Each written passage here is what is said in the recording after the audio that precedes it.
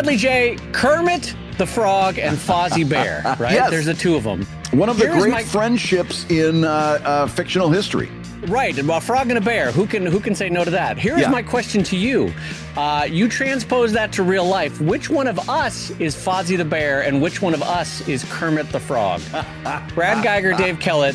We're moving right along. We're going down in our old Studebaker, going down the road. Truly one of the better songs in musical movie history. Yeah. Oh, yeah, moving right absolutely. along. You wash the dishes to that song. Those dishes get done 30% faster. Absolutely. I think if I had to say, I am definitely much more a Fozzie Bear than you. In other words, I am much more apt to say the first thing that comes to my mind if I think it's going to make you laugh, even if it's dumb. Sometimes if it's inappropriate, all the times never thought through. But if I think I can get you to laugh, I will absolutely say that. And I've proven that on this show 100 times. Whereas you are much more earnest. You're much more considerate and thoughtful and straightforward. And you are, without a doubt, the Kermit the Frog character that's always kind of thinking about where does everybody fit in this. Meanwhile, me, it's, where's my rubber chicken? And I'll say it, and if Statler and Waldorf boo, then so be it. So first of all, you managed to turn that into quite of a compliment, and I really appreciate that. But I actually also think that you are Fozzie, mainly for the vaudevillian jokes. You're like, you walk into I've walked into like diners with you or walk into a room or walk into Comic Cons, and you're immediately like, oh, look at this salt shaker. I've got 6 jokes about salt shakers. Blah, blah. Hey, I'm Brad Geiger. It's vaudeville. And they're all jokes from like 1925, which is kind of what Henson and company did with Fozzie. Those were all old jokes that Fozzie had. Oh, yeah. It's one of my favorite aspects of you is that somehow you have like an encyclopedia of old vaudeville jokes that like I'll say a word like giraffe and you'll like have 9 jokes about a giraffe ready to go. Yeah, one of the most horrible things in the animal kingdom is a giraffe with a sore throat. But it was that same. For God's sakes! All right, well that's been ComicLab. We're done. I'm out. So the only counter side to this is that if I am Kermit, does that mean that I am both oddly exciting and terrifying to watch ride a bicycle? Is that true?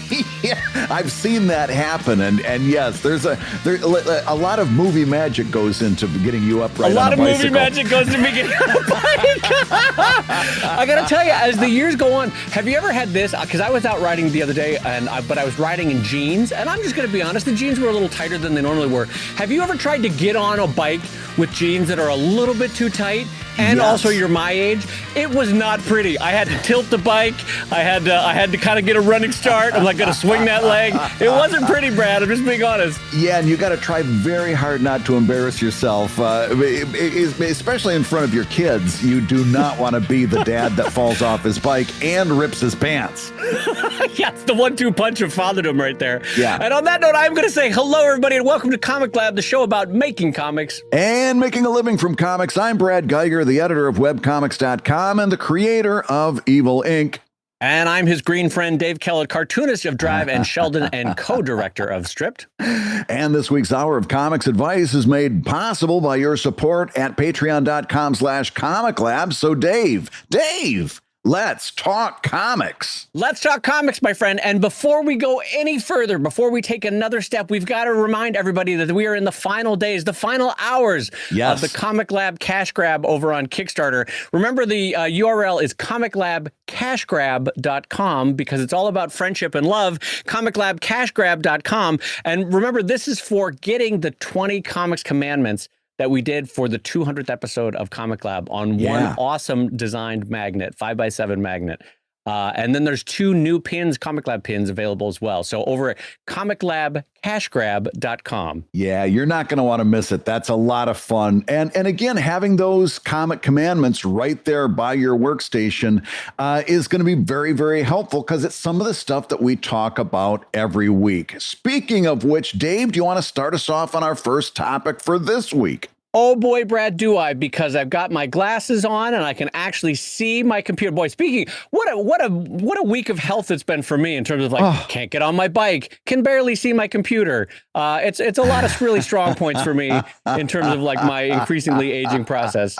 All right, Bradley, our first question comes in from Patrick DeThomas over at patreon.com/ComicLab. And Patrick writes, beautiful Brad and delectable Dave. That's come on. That's Patrick, you're on the right footing there, starting off that way. Although I would have said beautiful Brad and, well, also beautiful Dave. I don't know. Delectable Dave is perfectly good. You got a problem with delectable? I'd be delectable any day of the week. Yeah, you know what? Delectable is nice because beautiful you can view from a distance, but delectable you wanna get up in on that, don't you? Delectable? And by the way, I'm much more comfortable with being admired from a distance, whereas you want people to be close to you. So that's actually very accurate. I've told you my longstanding opinion that I will pay to have a masseuse not touch me. I hate strangers touching me. I do not want it. Get away from me. I will pay you to go. The one time my wife was there, like, let's go do a couples massage. I was like, this is terrible. I do not want this. This is exactly what I don't want to do. It's my wife, myself, and Greg. I don't want Greg in here. Get Greg the hell out of here. All right. All right, so here's Patrick's question. All right, I plan on making a trade-length 200 to 300 page gravitas comics, and I figure I will post them as a webcomic as I make them. Is it a good idea to post a long story like this to a webcomic site first, and then apply to Image Comics or Kickstarter a physical copy? Could something like Invincible or Saga have been put on a webcomic site first and then taken off to publish? Or is there something I'm missing? Brad, Patrick is asking you, is there something I'm missing? Yeah, Patrick, I'll tell you what you're missing. About 20 years of comics history, 200 episodes of ComicLab, 10 years of webcomics.com. This is what you're talking about is what we all started doing in the year 2000 and then continued doing in 2001 and 2002 and 2003. What you're talking about is nothing new. In fact, what you're describing is exactly what Dave and I advocate very, very strongly on this show week after week after week. When you hear us say stuff like crowdfunding, first comes the crowd, then comes the funding. This is exactly what we're talking about. Put that thing out on a website. Your instinct is exactly right in terms of you're thinking that you should have a website. We advocate for that as well. Also use social media for publishing as well as promotion. Use those 4 C's of social media to try and audience build. And listen to, I think it was the previous show, Dave, where we talked about long form comics, and we talked specifically about some publishing strategies for long form comics. I want you to go back and listen to that episode specifically. But what you're talking about, this idea of building your audience online and then taking it either to, if you choose to take it to a publisher like Image, fine. If you choose to, at that point, self-publish on Kickstarter, fine. But this idea that you're talking about is what we've been doing for 20 years and something that we advocate very, very strongly. So first of all, I agree with you. Yeah. Second of all, I love a question that triggers just enough piss and vinegar from Brad that this is the answer. So Brad, hi, it's me, Patrick, just asking a friendly question. Am I missing anything? And Brad goes, I'll tell you what you're missing. 20 years of webcomics, 200 episodes of ComicLab, the entire Encyclopedia Americana, every basic understanding of the English language. I'm Brad Geiger. Just blows up the room, walks out. Bam. I gotta tell you, this is something. It's my Niagara Falls. It's my Niagara, because just the other that got me mid-sip. I almost lost it. It's my Niagara Falls. Slowly I turned. It's been 20 years. Just the other day on Twitter, somebody was saying something about, is it still possible to launch a comic strip on the web, or do you have to go to the big syndicates for that? He actually used the phrase. I saw that. We got added on that one. I saw that too. And I was like, are you kidding me? He actually used the phrase big syndicates. You know, like you'd say big pharmaceutical or big business. How many syndicates are left at this point? 2? One and a half? As though they're not going around the office pool scraping together some money to buy some more photocopy Big toner. syndicates. Like they're running out of money. I was going out of my mind. So and that was just yesterday. So I'm still kind of in that mindset. So when I see something like this, I know it's a little bit churlish for me to say it that way, but I want you to understand, and anybody listening, I want them to understand. This is not new. We've been doing this for 20 years. Get out there and jump in. In other words, the other way of saying that is do not wait another minute. Jump in. The water's fine. This is the time to push that button. Yeah. And if you remember, Patrick, a few episodes back, we actually talked about what I like to think of as the modern ideal of what a career is. Yeah. And so I think I specifically said that this is not a given. It's not easy. It's not even something that the majority of people will get. But my ideal of what the platonic ideal of a comics career right now is you make a webcomic. It's got a very successful Patreon support and maybe some tchotchke support over the years. You kickstart a book every couple of years. Bada bing, bada bang, bada boom. Then once the book has gotten to a certain enough cultural moment, you bring it to a publisher. Right. Now, granted, only 3, 4, 5 different cartoonists have done that specific career, but that's sort of my platonic ideal of maximizing income through Patreon, through Kickstarter, through self-publishing, then bringing it to a publisher and getting that one last big check from them. But aside from that, any one of those options is possible in terms of you start the book this long form story on the web. You're Patreoning it as you go. You're kickstarting it every few years. Even if you never able to bring it to Image or something like that, an IDW or Boom, you've kept it yourself. You're frankly making more money by kickstarting it if you're doing it right. Yeah. And so, yes, it's still absolutely possible. It's actually the way that most of us doing it this way make our living. Yeah, absolutely. But one more thing I want to address before we go, though, Brad, is Patrick specifically used the phrase gravitas comics. Yeah.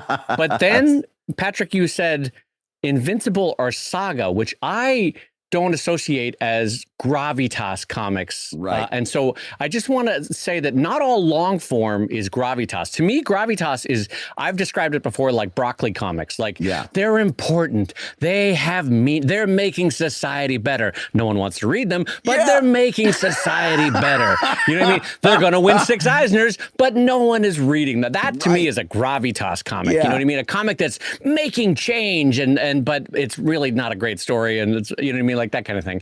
So for me, Invincible and Saga are more popcorn kind of stories in the sense that like like a popcorn movie, you're constantly going to town on the popcorn because you're so excited and your heart beats pumping.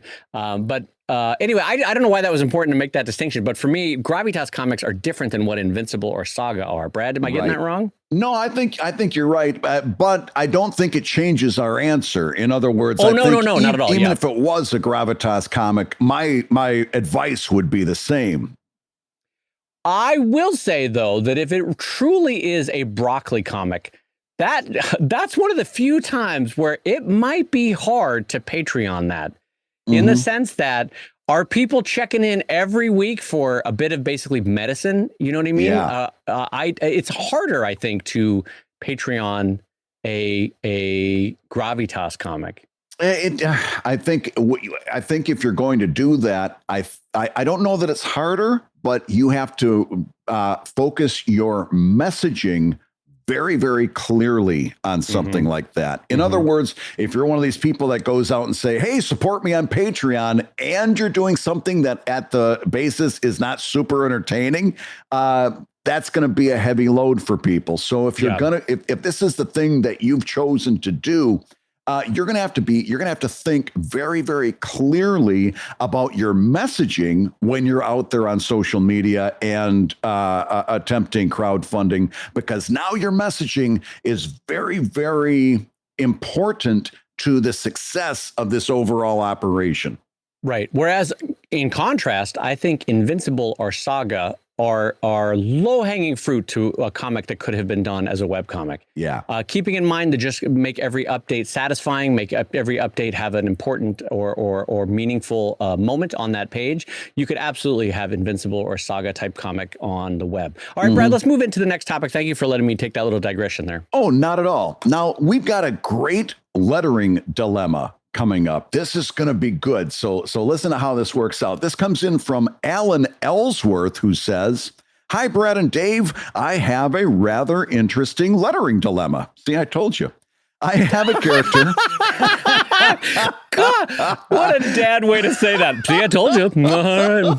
You kids all buckled up back there. All right, let's get going. Come on. We said we were going to leave by 9. It's already 9:30. Let's go. I have a character, says Alan, who is a gregarious little girl with a huge imagination, and she often does voices for her stuffed animals. But I am having trouble conveying that. I've thought about putting 2 balloon tails on the balloon, but I feel this may be a bit confusing. I plan to only do this for the first page or so, just to establish that she is doing the voice for the stuffed animal. How would you approach this? So, Dave, we've got to basically what I'm going to, so we can shorthand this, she's doing ventriloquism. She's talking for herself, and then she's talking for the stuffed animal, inanimate object. Yes. How do you convey that in lettering? Alan's first blush is 1-word balloon with 2 tails. Let's take that first, see what we think about that, and then offer some thoughts. Yeah. Okay. So 2 tails, I think I would immediately dissuade you of that idea, because 2 tails in my mind is Greek chorus style of speaking. It's 2, 3, 4 people all chiming in on the same phrase. It's like happy birthday when someone walks in, and the 6 people in the room all have the same tail going up to the 1 balloon. Yeah. 6 tails, 1 balloon. Yeah, exactly. Yeah. I didn't know, that sounded like a weird joke. Sorry about that. But yeah, so let me step back a little bit and say, I first of all, I would dissuade you of the 2 tails to 1 balloon. I will step back a little bit and say ventriloquism is particularly hard to do well in comics. Hard to say well in comics. It's hard to say well. I tell you what. So you are setting yourself up for a difficulty, frankly, because every art form has things that it does well. Dance as an art form doesn't describe color well. It's really hard to describe color through the power of dance. You know, you can't get to it. And comics as a read art form is really hard to describe the specifics of ventriloquism in comics form. So now, having said that, having gently tried to dissuade you of the entire thing of ventriloquism as a continuing bit in your comic, I will say there are techniques to do ventriloquism in comics. Some are a uniquely colored word balloon. I think if everyone has a standard white word balloon with a black trim, and your ventriloquist voice has, say, a light blue with a red trim, and that's consistent all throughout, people will figure that out. Right. Option 2, I think, would be quotes around the spoken ventriloquist text. So if it's like, "Hi, I'm Little Bitsy," and Little Bitsy, you know, all of that has quotes around it. That helps. I think you can also do the shape of the word balloon. So if everyone else has a standard sort of oval type or oval adjacent type balloon, but the ventriloquist voice has either pentagon, septagon, octagon, some kind of, angled shape or a square shape, for example, that could work. Brad, other ideas for what they could do? I like everything you've said, but I'm going to add, because you didn't say it specifically and it needs to be noted, the tail has to point to the girl's mouth. Not to the stuffed animal. Yes, because otherwise it's just Calvin and Hobbes. Exactly. Even if it's if you use colors and fonts and quotes and all that other stuff, the tail still has to come back to that girl's mouth. This is one of the very, very few times when I would advocate using a different color for your word balloon or a different font. I usually throttle back on that in my own aesthetic very, very strongly, because it's something that you can get out of hand with very quickly. So I throttle back. I'm very, very careful on that sort of thing because, again, legibility is the key issue in comics. It's one of the most important things. We always tell people, if people can't read your comics, they're not going to read your comic. And well, Brad, I think that's actually on the 20 Comics Commandments, now available at ComicLab CashGrab.com, because it's all about friendship. For picking that up. But yeah, so you don't want to get cutesy that often. I don't personally like the idea of different colored word balloons. not only as an aesthetic thing, but because also then we start to get kind of full of our own conceit. And then you'll have situations where you'll have like a blue word balloon floating out with no character nearby. And then you ask the artist, well, who's talking there? And they say, well, Ralph, obviously, because Ralph always has blue word balloons. And it's like, I wasn't sitting here memorizing word balloons. You can go too far with that. So I would. Oh, I see what you're saying. Like you're giving a reader a job at that point. Yeah, you're expecting the reader to be key coding and memorizing which character has what color at all times. So you can kind of lead yourself down the road of making some really bad decisions. But in my case, I would. I've got two thoughts for you. Number one, I would try, if I was doing this, I would always try to set up a call and response type of dialogue, in that the girl asks a question and then there's a response that sprouts out from the main word balloon and has, some kind of either color and or font difference. So it's basically a compound word balloon. Her word balloon connected with a tail, and then the stuffed animal's word balloon with one tail pointing down to the girl. Not that this is so subjective that my counterpoint doesn't really matter, perhaps. But boy, I would strongly advise against that, actually. I would make the balloons separate, both tails pointing towards the little girl, because in my mind, again, totally subjective choice. In my mind, I would want them to feel as separate as possible. Like, well, hello, Brad, it's me, Little Tipsy. Hi, Brad, it's me, Dave Kellett. I would want those two phrases to be separate, but both pointing to my face. Do you know what I mean? Because that's interesting. I'm just saying it subjectively. Who knows which one of us is right? I disagree 100% because I think they've got to be connected because they're both coming from the same mouth. Well, see, to me, that battle is won by having both pointing at the little girl. And it's weird that you and I, it's so subjective, and how weird and random a problem is this in comics of like trying to do ventriloquism. But keep going. Yeah, and the other thing that I would want to do is to make sure that the stuffed animal's voice balloon is as close as possible to the stuffed animal's head. Like, this is no time to start getting fancy and floating these word balloons all over. You want to keep those as close to the different characters' heads as you possibly can, because you're taking on a tremendous amount of heavy lifting in trying to get this concept across. Okay. So I want those word balloons to be as close, whether you decide to connect the two with a compound word balloon like I'm talking about, or whether they're two separate word balloons that both have two tails pointing to the girl's mouth, like Dave's talking about. Those word balloons, I think, have to come very close to the characters' heads so that you can set up that as well.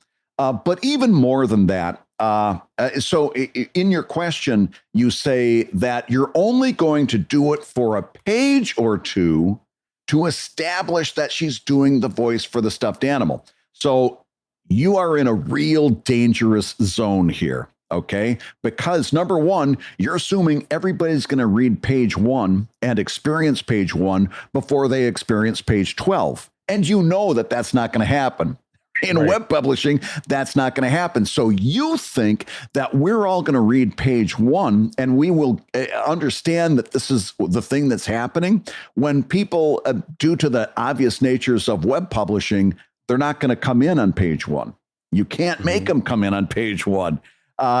So this is going to have to be a decision that you think very, very carefully about, because this idea of having the girl speak for a stuffed animal, I'm going to tell you right now, you've got to be so sold on that idea. You have to be hyper fixated. This has got to be something that you cannot live without, because it's going to dictate how you do every panel in this entire comic. It's going to make all your storytelling 2 to 3 times more difficult than it really should be. And it's going to make it hard for people to understand what's going on. You are taking on a task that is monumental. I hope it's worth it. If you were if I was like your editor, if I was giving you suggestions, I would be working day and night to talk you out of this entire concept. The entire thing. I tell you to find another way to do it, whether it's Calvin and Hobbes, where these stuffed animals actually talk for themselves. or something, I'd be looking for any way I could to talk you out of it, because it's going to make it so hard for people to gain entry into your comic that it's almost going to be a completely uphill pursuit. Yeah, so I like Brad. Here's what I will say. If you go with this, and again, it's going to be hard to do because comics do not do ventriloquism well. If you go with this idea, I think, like Brad, you have to be very sold on it, because I don't think you can walk away from this on page 2 or 3. You have to be very consistent and, frankly, lay down rules that are kind of set in stone, because this is going to very easily confuse new readers or casual readers who are like, wait, what's happening again? Who's talking? I don't, just imagine all the comics that you casually drop in on every once in a while. And you want those people, by the way, and you want to slowly win them over. But if every time they read, they're like, wait, who's talking here? Is the bear alive, or is this? Okay. But like the shtick that worked for Calvin and Hobbes, one of the reasons why it worked is we've all been children, and we all invested our toys with a personality. We all remember what that is, right? Right. And that truth, the reality of the false voice that our toys might have, was so real for us as a kid that it could manifest as a real voice. And so the reasons why Hobbes worked is the voice emanated from Hobbes. It wasn't from Calvin. It was from Hobbes itself. And so it took all of us, if we're honest about it, it took all of us about 20 or 30 Calvin and Hobbes before we go, I got it. It's not the tiger's not real. It's just in the kid's voice. All right, here we go. Now I'm in. And that is precisely why you can't use Calvin and Hobbes as an example here. Right. It's a different shtick. Right. And it was a newspaper comic. It was delivered completely different. It was published different. It was handled different than a web comic. You can't bring Calvin and Hobbes in. Well, and here's why that shtick also worked, and a lot of people forget about this too, is that even if you forgot, or even if you never realized that Hobbes was not a real living creature, it still worked, because 80% of comics on a newspaper comics page have animals talking or familiars talking. So if Hobbes was alive and was actually talking, everyone was like, yeah, that's fine. It's a comic strip. There's a talking tiger, right? That's fine. But for those that remembered the first year of the run, of course, Calvin is the one planting Hobbes's voice. It doesn't exist. Hobbes doesn't exist. Hobbes is not real. And so what I'm getting at there is it worked both ways. Whereas this is tricky. Ventriloquism is tricky. It has to work. It has to specifically work.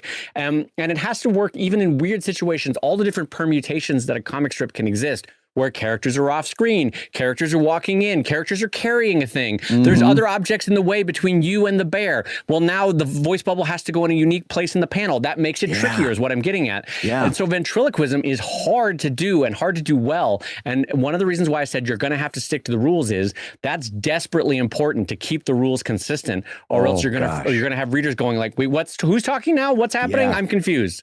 Take it from the king of the dense comic theme and the dense comic. What's the word I'm looking for? Frankly, this is a hat on top of a hat. It's ventriloquism in a comic.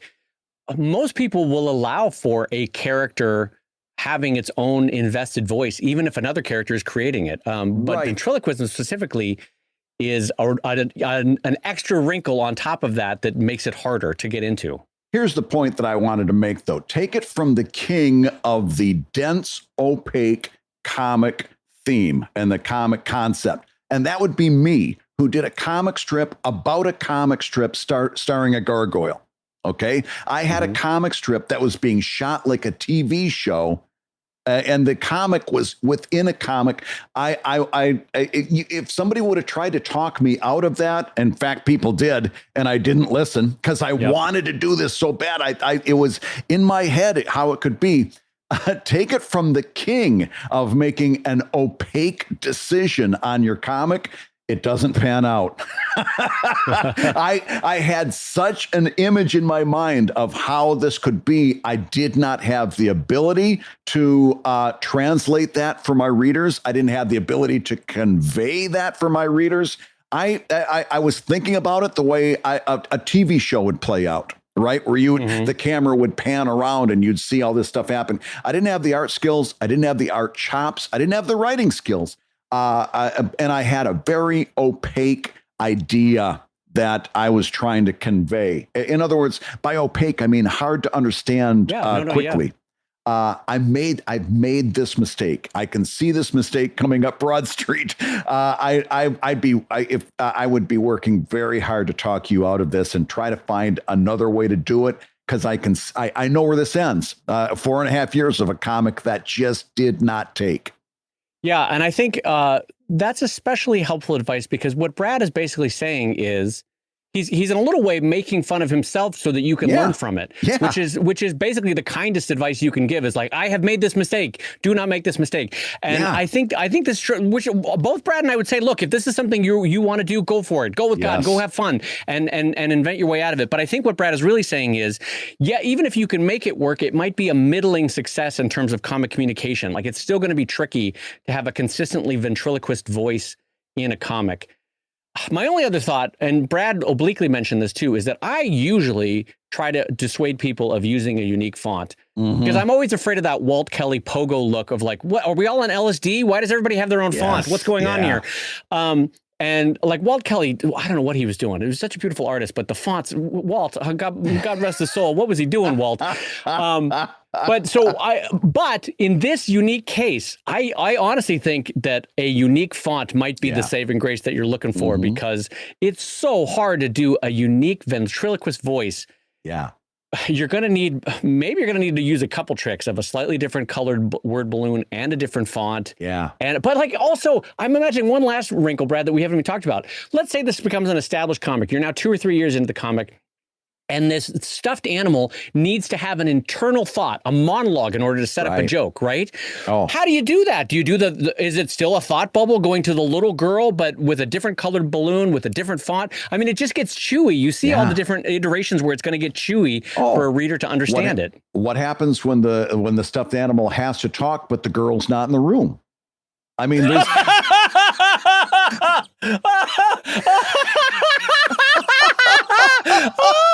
Holy shit. I don't know why that made me laugh so hard. Yeah. She's at school. What's the little bear doing? Now what's the animal going to say? Yeah, listen, I side with Dave. If you want to do this as a creative objective and you're really sold on it, then go for it. And by the way, prove us wrong. Yes, do a comic prove us wrong. That wins awards and has 100,000 followers. We would be the first people to stand up and cheer for you and say, boy, were we wrong about that. But boy, oh boy, think about this one. You're taking on an awful lot. You're making this job a lot harder than it might even need to be. Yeah. And I think the best advice, frankly, is Brad's, which is that he has walked this road himself. Yeah. And it can be made to work, but it's a stumbling solution. Yeah. And it's not going to get you to where you want to go, I think. And I frankly applaud Brad for using his own career as an example. Thanks, Brad.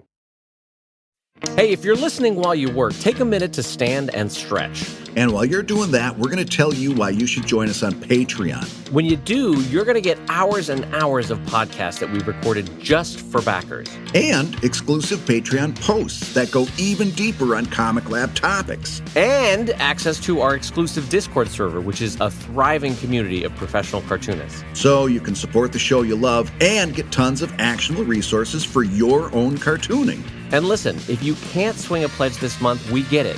No worries. Yeah, listen, you can still support the show by rating us wherever you get your podcasts. Just leave a 5-star review and a few kind words. That, along with mentions on social media, is incredibly helpful. Now, everybody, let's talk comics.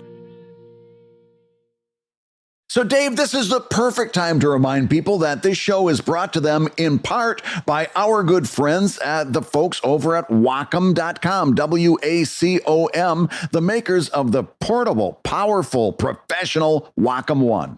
I love the pee pops. I can't overcompensate how much I love those pops of the peas. The powerful, portable, protective, personable Wacom One. No, legitimately though, we are as we always say every week. It is the perfect sponsorship for this show. It is honestly, it's like my metabolism being sponsored by water. It's like, hey, hooray! This the thing we already enjoy. This is great. No, I love Wacom. We have 3 here in the studio. They are great. Brad is using them on his deck now. although winter is coming, Brad, much like Game of Thrones, winter is coming. Soon you will not be able to use your Wacom out on the deck. I've got a gas-powered fire pit out there. I'm actually welcoming autumn because I'll put that fire pit out there, and we've got blue stones in it to look like a wizard's brazier. It's going to be perfect. A wizard's brazier. I love how much you enjoy saying wizard's brazier. Kids, come on, let's all sit by the wizard's brazier. Father's going to draw out evil ink. Come sit with me. Look, the stones look like a wizard's brazier. Yeah, no, I suppose that's true. You could. We need to find out the cold tolerances of a Wacom One to see if they can handle a Philadelphia winter. Although if they're near the brazier, perhaps they'll be all right. That's right. I'll be toasty warm and drawing away on my Wacom One on the back deck. Right up until the time it snows is my plan, is to get up, because I've really gotten to the point, thanks to my portable Wacom One, where I really enjoy drawing on the back deck. It's a nice place to get a little fresh air. Enjoy. I've been putting shiny objects out for the crows in case I get a chance to make any friends. There's a whole nature thing going on in the back of my Philadelphia deck. Talk about an angle that I did not see coming. I've been leaving little shiny objects out for the crow. I really miss the contact of other human beings. I'm not doing so good on year 2 of the pandemic. Anyway, some of the birds and I have become friends. Let's move back to the show now. All right, here we go. I haven't touched another human being in 2 years, but Mr. Pickles, which is the biggest crow, he and I have become good friends. I've left him many bottle caps, a couple of paper clips. He brings me rocks. I bring him shiny objects. Mr. Pickles and I are great friends. Anyway, back to the show. And to think it wouldn't be possible without the portable Wacom One. So back to the show. All right, Brad, I've got the next question for us from Dean Young over at patreon.com/comic. Wait, Dean Young, wasn't that the maker of Blondie? Yeah, I believe so. I actually, I had the same reaction. It's like, oh my gosh, Dean Young giving us questions. This is wonderful. Dean, I loved your work on Blondie. Great work. Yes. That was a great 35-year run. All right, so Dean Young writes in, hey guys, as I write my comic, I'm noticing that I usually average 5 panels per page. Is it possible readers will get bored or tired of this consistency, and can it result in a pacing issue? Thanks for all the advice, Dean. Brad, so this is a totally legitimate question. Brad, Dean finds that he is landing on 5 panels per page on average. Yeah. And is that going to be a problem, Brad, where people get to 5 and they go, another 5-panel comic? Well, I think it all depends on what's in the panels. You know, in other words, if you're doing a good job of writing your story, and that story is creative and inventive and embracing, nobody's going to be sitting there counting panels, right? Now, if you're writing a story that's so boring that the readers are sitting there counting panels just to keep themselves awake and pass the time, then you've got bigger problems. But if you're doing a good job of making comics and making interesting things happen in those panels, I guarantee you, nobody's counting them. I love the idea of counting panels. Like, I'm really enjoying this comic I'm reading. Oh, what's it about? 1, 2, 3, 4. No, give me that one again. I'm enjoying this comic. I'm really enjoying this comic I'm reading. What's the next question? Well, what's it about? It's about 5 panels per page. Oh my God. Was there ever a doubt that you were Fozzie Bear? Was that ever in question? Why did I even bring that up as a question? So here's, I think I want to go along with what Brad's saying. Think about your favorite comic of all time. Oh, was it Alpha Flight? Was it Calvin and Hobbes? Was it was it Watchmen? How many panels did your favorite page have? You know, no one cares. If the story's good, if the story is compelling, it's kind of like how Brad and I always talk about how one of the least impactful things, granted, not to saying it's not important, but one of the least impactful things to a good story is panel construction or uniquely shaped panels or panels that are odd, because no one's going like, I didn't love the comic, but those panels were constructed really well. And the same is kind of true with panel count per page. 5 is a perfectly acceptable panel count for a page. I can see why you would do it that way. The first panel tends to be a splash, and then the next 4 kind of conversational, or the first 4 conversational, and then you're leaving with a big splash of a much bigger panel. I can see why. I get what I'm saying is I can see why you're ending up on 5. But all that to be said, to Brad's central point, it does not matter if the comic is good. That's all that matters. That's the thing that you really want to be putting your time into, not stuff like panel count and all that other stuff. Spend your time making sure sure that that story's good, that you're delivering it well. And again, things that we've talked about before, that you're doing good lettering and stuff like that. I would not get bogged down into counting panels, because if you're doing a good job with the comic, no one's going to be counting those panels. No, not at all. Just out of curiosity, though, Brad, how many panels average? Because you do your Evil Ink pages in 2 installments so that you get 2 web installments out of it, right? Right. But not speaking of the installments, speaking of the actual pages, how many panels does an average Evil Ink net out to? On average, 14. Wow, really? Yep. Wow. Yep. Now you're doing comic book format, right? Like traditional comic book. And I'm also, when my books are larger format, right? They're more of like a European like graphic novel, right? I'm not doing a digest or anything like that. So 14 panels fits very comfortably on one of my pages, and it generally turns out to be like 7 panels on 7 panels. I've got like an odd number, so I don't have my gutters lining up, and that makes it very easy for me to do. But yeah, I've got easily your typical Evil Ink page, 14 panels, and there will be several pages in a row that will be 14, 14, 14, 14. It's not an issue. And how often, this is just more of a curiosity, how often do you allow yourself a major splash page in Evil Ink? Whenever I need to. For example, because doesn't that represent a day that you're done far quicker, or does that tend to be much more work for you? You put a lot more love into it. I try. Yeah, it could go either way. Quite frankly, I've had it go either way, where it's like, oh gosh, why did I do this? It's way more work than I intended. And sometimes it's like, oh, geez, this made for a real easy day. It just depends. But it comes down to what's needed for the story, right? And like, for example, I have started doing splash pages and cover illustrations just because I like the way that adds to the book. It doesn't do me a whole lot in terms of that day of reader retention or audience building. I know that when I post it that day, it's pretty much a miss on those issues, but I do like it for the book. So I give myself that option. But like, for example, there was last week at the bottom of the page, I wanted to zoom in on somebody holding an iPhone because it was all about what was on the screen of that iPhone. Well, that ended up being about 4 panels worth of space. And ended up being a vertical, exactly. and ended up being a vertical shape. So there was a strong vertical that took up half of that space, and then 4 panels to the right of it. Okay.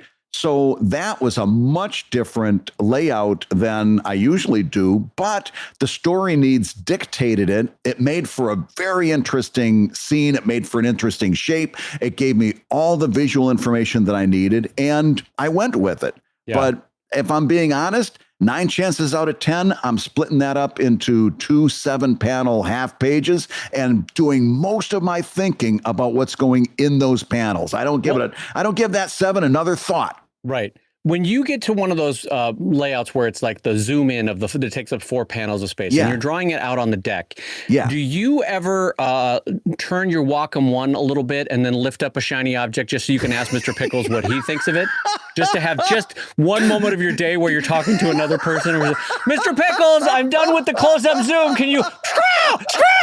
And they come down and they bring you a pebble and you give them a bottle cap, and then they have a look over the Evil Ink and they tell you what they think. You can laugh all you want. Oh my God, you're gonna die on this hill. I thought you were gonna let it go, but no, you're doubling down. Oh my God. Are you about to tell me a Mr. Pickles story where you give him a bottle cap and he comes down? I got so excited when you said bottle cap because I hadn't thought of those. I've been leaving quarters and they've been dropping down and then getting lost in the alley. So I'm losing money here, but bottle caps is brilliant because they don't know. Crows love anything they can shiny and they can grab with their beak, and a bottle cap is perfect. Yeah. No, why am I helping you with this weird? I shouldn't be contributing to this.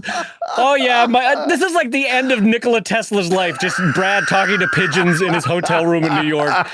Oh God. Oh my God. You doubled down on the damn crow thing. That was amazing. Oh, I didn't even think of bottle caps. Oh, this show is turning out to be very helpful in all sorts of ways.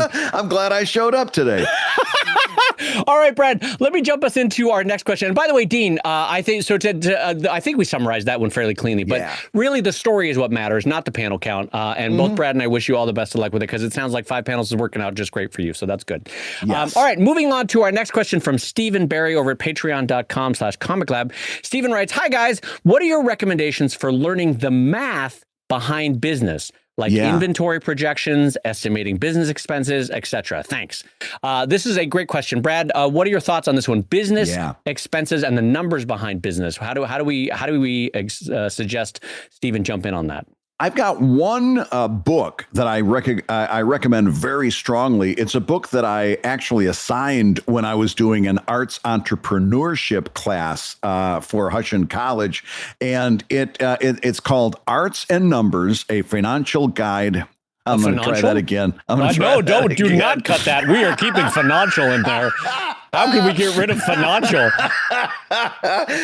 It's called Arts and Numbers, a financial guide for artists, writers, performers, and other members of the creative class. It's written by Elaine Grogan Lattrell, and it's very, very good in terms of talking about exactly what the title says, keeping track of your finances for an artist. For example, Dave, is this familiar to you? I was reviewing this book, and it's got a great chapter about budgeting as a freelance artist or a self-published artist, budgeting. And here's the example. You're working from month to month. You've got some of your expenses down, and then something happens and you get a $200 revenue that you weren't planning. Right? Like somebody bought a whole bunch of original art, and now this month you've got $200 that's extra. And then your wife says, "Hey, can we go to the movies?" And you say, "Of course we can go to the movies. I got an extra $200. So you spend $50 on the movies. And then she says, "Oh, you know what? I was thinking about, this extra thing that we could get." And you go, "Of course we can get the extra thing. I've got an extra $200. So you spend $50 on the extra thing. And then by the end of the month, you've spent $50 on this because you had an extra $200, and all those extra $50 adds up to $400. And now you're $200 in the hole, because every decisions that you made was based on that extra $200. Have you ever experienced? I know I've experienced that. Has that ever happened to you? Well, no, because what I do is I have a series of crows that I have trained to bring me dollars that they steal from various tips on outdoor restaurants. I've trained my crows. You haven't gotten to that stage with Mr. Pickles yet, but I have trained my crows. I make an extra $250, $300 a month on dollars that crows bring me. So that's where I'm going to suggest that you get going on that. No, as far as budgeting, absolutely. Yeah, you get too excited is what I hear you saying. But to Stephen's larger question, Brad's recommendation is excellent. And there are a few other books in the market that specifically geared towards, hey, we know you're an artist, but you would like to learn about business. Here's what you can do. I will say that my own path, and one of the ways that I recommend doing both business decisions and learning the math behind business decisions, is to make manageably sized mistakes. Yeah. So and by that, I mean with smaller business decisions, smaller amounts of money, like, hey, I'm going to try a run of t-shirts, or I'll try a run of magnets, or I'll try this or that. By doing a couple of smaller projects, you can learn the numbers of both cost of goods sold, expenses along the way, how to do shipping, this and that, bada bing, bada bang, such that when the time comes to kickstart your first big book and the expenses go from being in the thousands to being in the tens of thousands, then you're more ready and have better training on the real world math behind what you've done over the last 3 or 4 years. Yeah.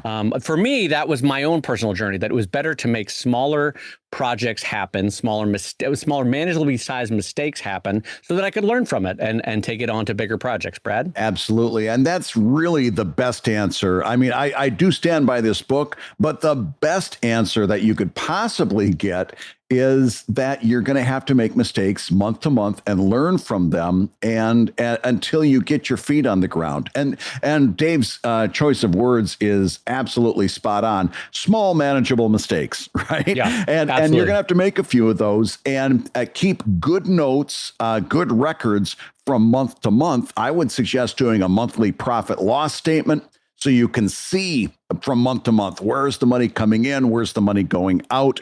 Right. And over the course of your first year, maybe even the course of your first 2 years, you'll start to see patterns, especially if you're writing this stuff down and taking good notes. That's half the battle, because then after you've been into your third and fourth year as a business person, you'll start to see, okay, we're coming into July. I know what I can expect based on the previous Julys. I'm coming into the end of the year. I know what I can expect because this is what happened before. Your best bet in this whole endeavor is your ability to keep good records, to keep yourself on track with those records, and then to just review them, because that's going to be your best guide for the future. Boy, I'm really glad you mentioned records, because A, that is true, but also I can add my own little addendum onto records, which is find a way to capture your thought process behind certain decisions. And I'll tell you what I mean. Sometimes 2 or 3 years on from now, you know that 3 years ago you produced a run of magnets or you produced a run of pins, right? And you know they were successful, so you're like, I'm going to do it again. Well, the problem is you forget why you made certain decisions, and you kind of have to reinvent the wheel. And so if you have a little notation, like just a README file in whatever folder that you created those pins are, and the README says, hey, look, the reason why in 2018 we did the shipping this way was because bada bing, bada bang, bada bang. The reason why we went with producer A versus producer B is producer A was offering a discount, but make sure you get a counter quote from producer B because they still had a closed price, that kind of thing. So those kind of notes are helpful to future you in terms of getting better at the math, because you'll remember what the decisions were that led you to the first decision 3 years ago. So I will wholeheartedly echo Brad's idea about keeping good notes, keeping good records, but also making a message for future you to remember why you made certain decisions so you can learn from it if you have to. Yeah, leave yourself a few messages in a bottle, in other words. Yeah, basically. Yeah, that's true. Give yourself messages. That's true. Well, listen, Dave, we've got another question here, and I think we've got time. Let's talk about Tyler's situation. A Patreon backer, Tyler, writes, I overordered more than 50 copies of my comic book when I did a Kickstarter a few years ago. Now they sit on my shelf, reminding me of my mistake. Without destroying them, what are some ways I can get them into people's hands? This is a good question, because it is a truth universal and worth acknowledging that we have all over-ordered at some point. Yep. Every single one of us. And by the way, it's not just individuals. We've had publishers that over and or under order runs of books as well. And so it is a common mistake because it's a weird mercurial anti-science to try to decide how much to produce sometimes. You're like, I don't know. It's a whisper on the wind. Do I produce 4,000? Do I produce 5,000? Do I produce 1,000? Do I produce 500? I have no idea. And so I'm only saying that so that you don't feel alone in this. I have a book. And I mentioned it on the show in the past. It was book 7 of Sheldon. And for whatever reason, I was feeling so full of myself. I was like, I tell you what, my career is really going good. I'm going to order, I don't know what it was. It was like an extra 2,000 or 3,000, way more than I needed, in addition to the thousands that I did need. And so it was a book, Brad, called Still Got It. And guess what, Brad? I still got it. I still got the book. I still got it. Oh boy, do I still got it. So I'm only mentioning this so you don't feel alone. We have all done this. And in my case with Still Got It, I ordered thousands more than I needed, not just 50. So here's my top suggestion, which is pay it forward with kindness. And here's what you can do. Anytime somebody orders anything from your store and it doesn't necessarily cost you more to include it in your shipping, like if it's an extra 30 cents to include it in your shipping, throw it in. What a kindness to do, to pay it forward and say, hey, thanks for shopping at my store. And you can cut out an 8.5 by 11 printout that can have little strips of things that just say, hey, as a thank you, I threw in a little something extra. Let them know that it wasn't a mistake, because a lot of people will email you and be like, hey, I got something by mistake. Should I send it back? Right. And you want them to know at the time they open the package, this is an extra gift from me to you. Thank you. I think personally, that's one of the best ways to get rid of an over purchased item. Brad, any other ideas? Yeah. Well, I'm going to drop back to sales just for a moment, because although Tyler doesn't necessarily say that he's tried to sell them, he doesn't say that he hasn't either. He's just saying that they're on his shelf. So just to make sure that we're covering all of our bases, your first instinct is to promote the book at its retail price and just give it another round of promotion, right? Use just flat up or straight out promote it. That's your number one. Number two, discount it and promote it, right? Put in a significant discount. You're still making a couple bucks of profit, but you're getting them off your shelf and people are paying you to do it. That's your second one, is a discount. Number three, packages. Okay. So if you've got a book that's selling really well, you package it with the book that you've got extras on. You give them a discounted price, a special deal. Now you're boosting the sales of the book that does well, and you're getting rid of the book that doesn't do well. And so a package deal. And all three of these is obviously got to be paired with a significant promotional push. But I think that's your first objective, is to get paid for getting rid of them. After that, yes, I'm with Dave 100%. I would just slide these into a book package, I would just slide these into a box along with somebody that had already ordered something else. And like Dave said, put a little note in there saying, hey, here's a little something extra for you because you're awesome. And you can never go wrong there. Here's one thing I don't want you to do. Don't start sending these books to Patreon backers. Remember, you never ship physical items on Patreon unless you're really at an upper tier reward. And why do I say not to do that, even to your top tier members? Because you don't want to set up an expectation, right? Because once you do that one time, then the person's like, oh, that was really nice. I wonder when that's going to happen again. And if you can't follow that up, you yourself set up that bad expectation. So I would not suggest sending it out to your upper tier Patreon backers, but I would suggest throwing it into somebody that's purchasing something in the manner that Dave talks about. Yeah. So as Brad said, sort of gift with purchase is a great way to do it. You can do a discounted price. That's another one. You'd be surprised by how many things you can move just by offering free shipping within the U.S. Obviously, you don't want to offer free shipping internationally. That'll bankrupt you. But free shipping within the U.S. is a very achievable thing, especially with a book that can be sent media mail. I would recommend that. And then buy one, get one free. Sometimes that works. I don't necessarily recommend it, but there's a lot of standard sale techniques that you can use. And if none of those work and you still don't want to destroy them, two things that I would recommend that I have used in the past that are good for the world and they make your heart happy.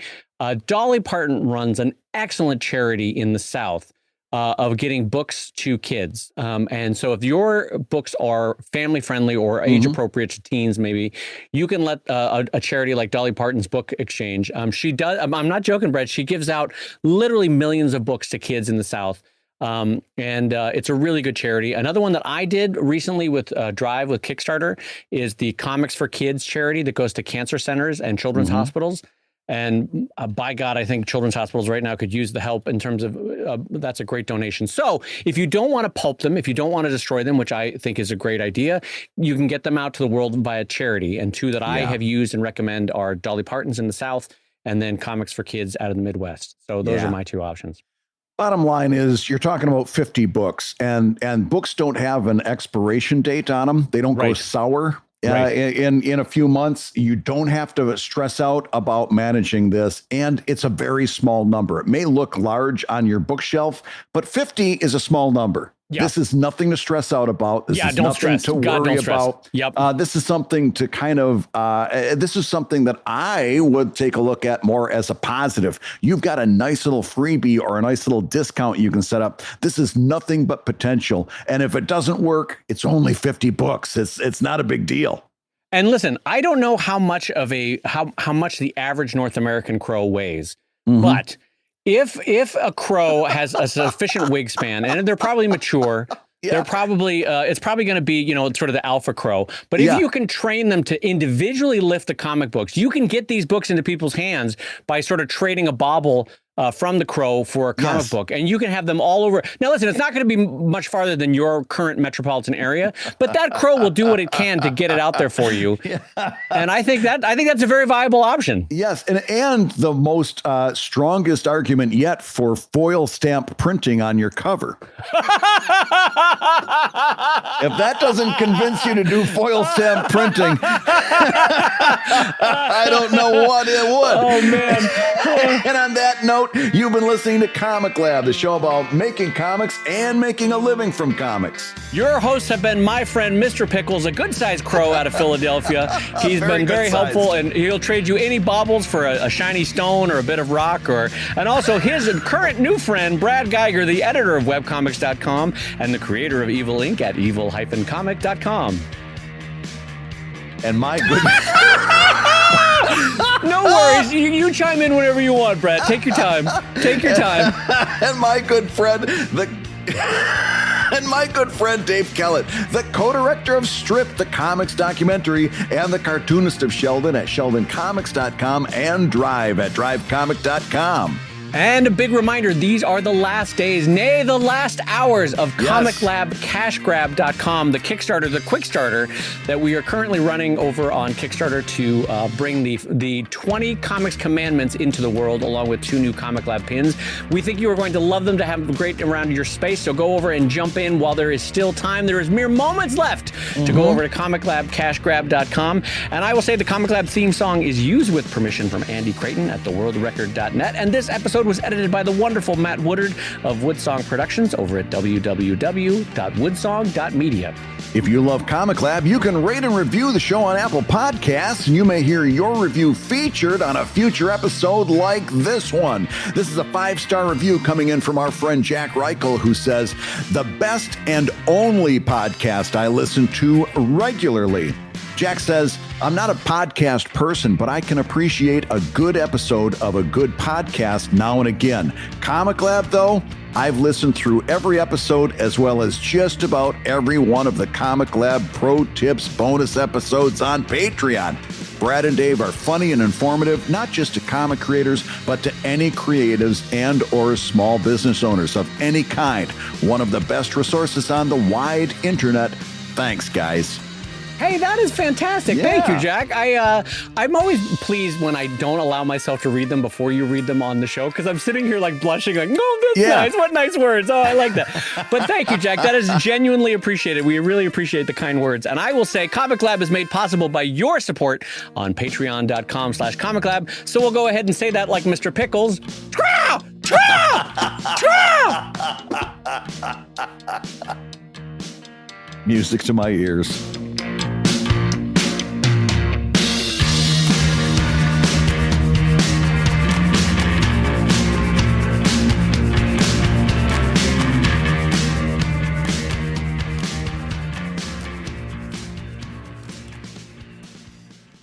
So, Brad, in your backyard, you have a wizard's brazier. Is that right? That's right. That, not to be confused with a wizard's brazier. That's the next person over, and that's a whole different situation going on. Wizard's brazier is Gandalf later on in his days. He's not as fit as he once was, but he's still got to fight the Nazgul, so he's getting on the wizard's brazier.